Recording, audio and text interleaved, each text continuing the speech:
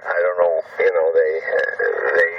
They did some kind of surgery on you, did they not? I mean, they took you off the pills and did the surgery, did they not? Well, they gave me epiturbo shots, and it worked. Let me show you what I'm doing antenna-wise here. I got the PL259 going into the BNC to the back of the radio. The RF cable comes over here. This is my shady corner back here, so I like to keep everything over here. Then my bird feeders are usually hanging right here. And it goes up there to the apex of the antennas, way up in there now. I raised it. The right leg comes down over the birdhouse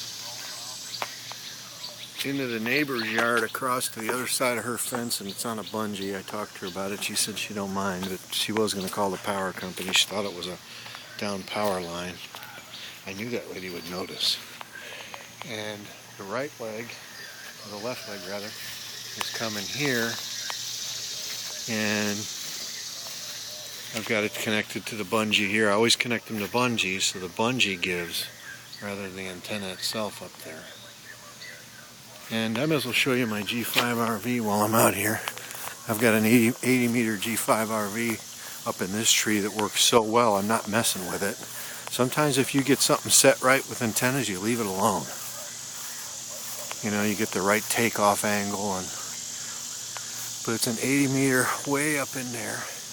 And believe it or not, I hit that with a paddle lock in 2 shots and got it over that branch to get that rope up there to hoist that thing up. And then the ladder line comes down this way into the RF, which goes that way into the shack. There's my 2 meter 440 set up.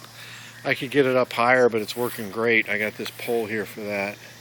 I just haven't, I've got a cement base for it that's still got the cement on it.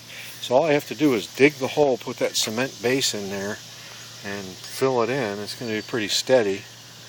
And then stick that pole on there, and then, but I just haven't had the time. So there's the G5 RV. Let me show you my 40 foot long wire. I just ran out here the other day just for testing purposes, but I'm going to extend it. It just comes out the side of the house. Nothing fancy. It's just wire, and it just comes out over the fence here and terminates here. I'm going to hook into it with at least 200 more feet of wire. And my plan is, here's my plan.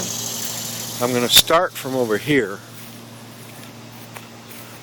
You know, first I'm going to lay it out on the ground and look and see, okay, what do I got? What do I got to work with? You know.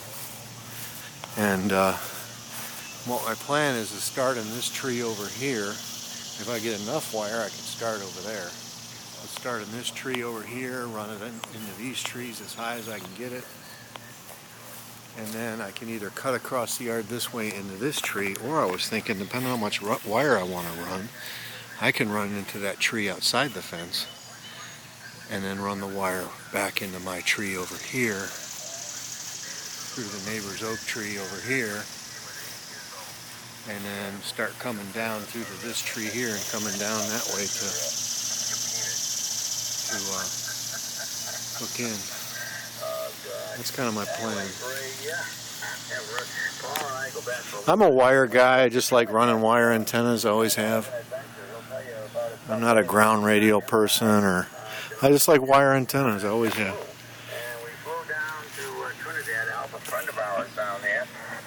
Listen to this sucker. Doing pretty good. So Paul was a little bit sick the first couple of days he got there. He ate something he shouldn't have eaten, and it bothered him. But anyways, other than that, You want to tune some short wave real quick? Well, I should get Patchy in the house. She's been walking around in circles. It's pretty hot out here. Yeah, I'm gonna call it. I'm gonna take her in the house. It's like 100 degrees still out here. We're clear. That sounds familiar. And we only spoke one time.